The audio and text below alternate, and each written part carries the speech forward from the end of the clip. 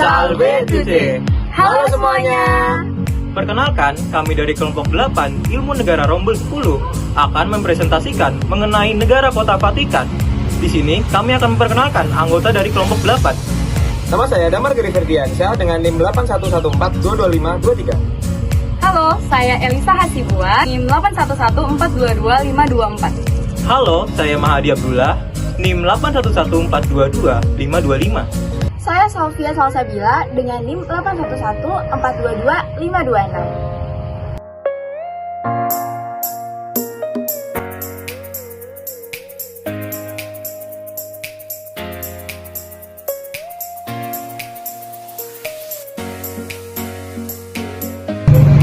Sekitar pertengahan abad ke-8, terbentuklah sebuah negara kepausan atau yang biasa disebut dengan Stato Pontificio. Negara kepausan tersebut meliputi seluruh kota Roma yang terbentang di antara pesisir barat dan timur Italia. Para paus memiliki pengaruh yang sangat kuat bagi daerah sekitarnya. Istana kepausan disebut juga dengan Istana Lateran, terletak di sebelah Basilika Santo Yohanes Lateran. Peristiwa penyatuan kerajaan-kerajaan di Italia beberapa kali mengancam wilayah kepausan. Pada tahun 1870, setelah kota Roma dikuasai oleh Garibaldi dan kekuasaan diberikan kepada Raja Vittorio Emanuele II, berakhir pula yang disebut dengan negara kepausan. Lalu, Paus Pit ke-9 pada saat itu berpindah dari Istana Lateran ke Istana Vatikan. Pada 1871, Kerajaan Italia mengeluarkan undang-undang yang menjamin kepausan berada di Istana Lateran dan di Kastil Gendopolo. Namun, tindakan tersebut ditolak oleh Paus. Lalu pada tahun 1919, kembali Kerajaan Italia mengeluarkan undang-undang secara sepihak.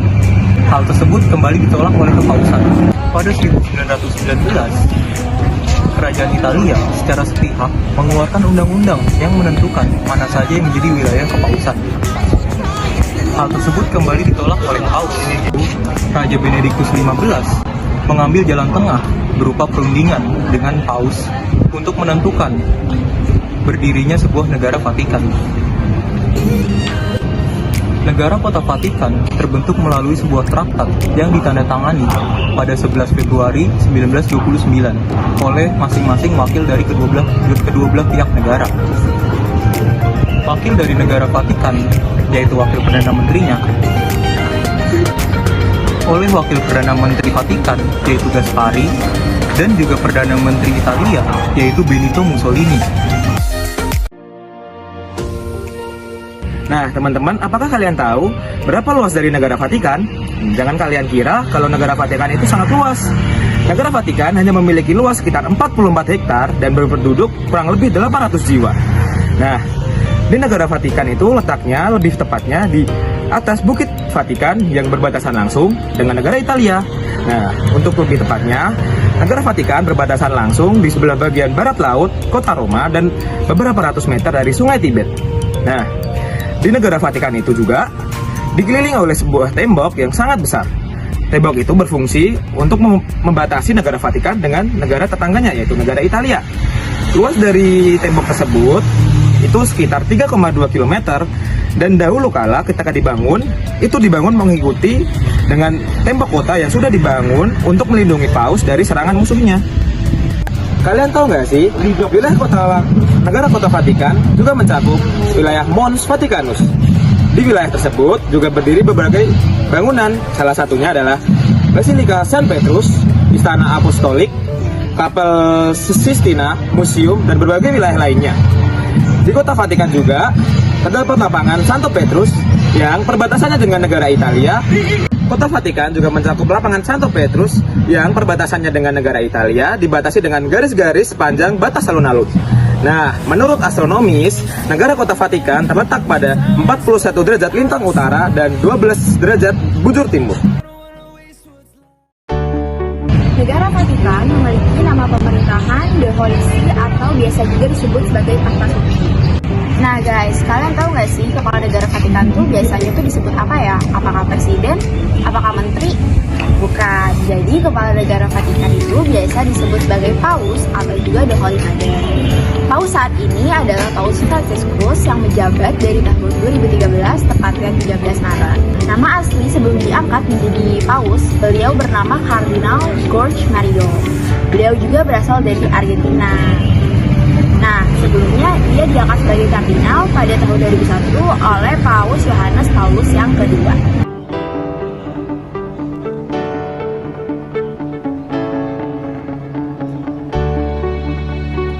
Vatikan memiliki bendera berbentuk persegi panjang yang dibagi menjadi dua warna. Terbagi secara vertikal, yaitu warna putih dan juga warna kuning. Dan di warna putihnya terdapat logo Vatikan di tengahnya. Lambang negara Vatikan itu sendiri berbentuk mahkota kepausan yang berwarna keemasan dan juga bertingkat tiga. Bertingkat tiga dan di paling atasnya terdapat salib kecil yang juga ada selainan.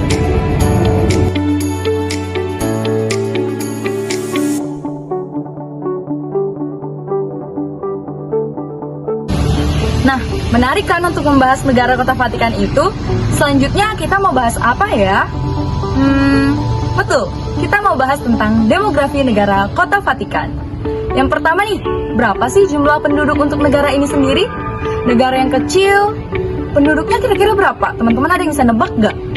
Nah, untuk teman-teman ketahui bahwa jumlah penduduk dari negara kota Vatikan itu sendiri pada saat ini adalah berkisar antara 800 sampai 1000 orang. Yang kedua, bahasa yang digunakan. Secara resmi mereka menggunakan bahasa Latin, namun dalam kesehariannya mereka lebih sering menggunakan bahasa Italia sebagai bahasa sehari-hari.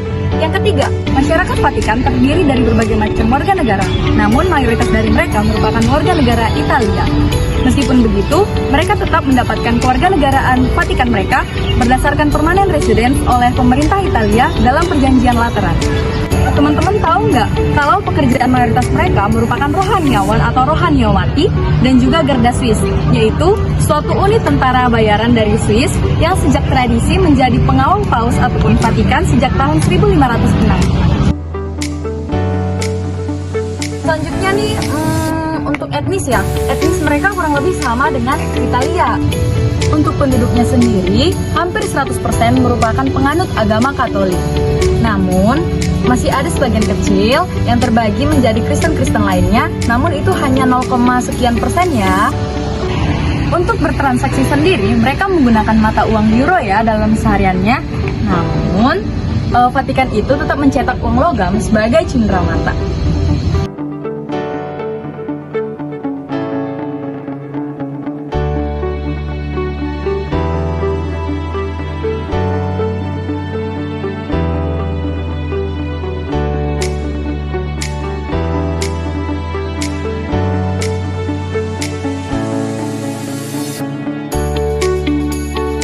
Vatikan merupakan sebuah kaukus unik dengan sistem pemerintahan monarki absolut, di mana kekuasaan tertinggi berada di tangan seorang paus.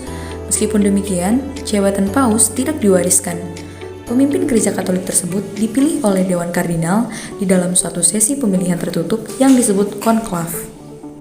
Nah, istilah tahta suci merujuk kepada otoritas, yurisdiksi, dan kedaulatan paus dan para penasehatnya dalam memimpin gereja Katolik Roma. Tahta suci memiliki hak yang sama dengan sebuah negara berdaulat. Paus adalah kepala negara kota Vatikan dan kepala pemerintahan tahta suci. Kekuasaan tertinggi di Vatikan bersifat monarki yang dipilih secara absolut, teokratis, dan patrimonial, serta mempunyai kekuasaan penuh dalam hal legislatif, eksekutif, dan yudikatif. Dalam menjalankan tugasnya sebagai kepala negara, Paus dibantu oleh Komisi Kepausan Negara Kota Vatikan yang mewakili Bapa Suci dalam menjalankan pemerintahan sipil negara Vatikan sesuai mandat khusus dari Paus. Secara protokoler, dalam hubungan antarbangsa, Paus berkedudukan dan mendapat perlakuan sebagai seorang kepala negara secara penuh. Terdapat dua hierarki utama di Vatikan. Yang pertama ialah hierarki keagamaan, di mana Vatikan berperan sebagai pusat agama Katolik sedunia. Yang kedua adalah hierarki pemerintahan tahta suci sebagai negara, yang mengatur seluruh roda pemerintahan, baik yang bersifat keluar maupun ke dalam. Pada dasarnya, kedua bentuk hierarki ini saling melengkapi dan mengisi, karena secara umum, Misi yang diemban tahta suci Vatikan adalah misi keagamaan, kemanusiaan, hak asasi manusia, ekumenis, dan dialog dengan agama-agama lain, perdamaian dan kesejahteraan dunia yang didasari oleh nilai-nilai kemanusiaan dan keagamaan. Sekian pemaparan dari kami mengenai negara Kota Vatikan. Kami harap hal tersebut dapat membantu teman-teman mengenai pengetahuan umum tentang Kota Vatikan. Semoga bermanfaat ya. Sekian dari kami. Dadah!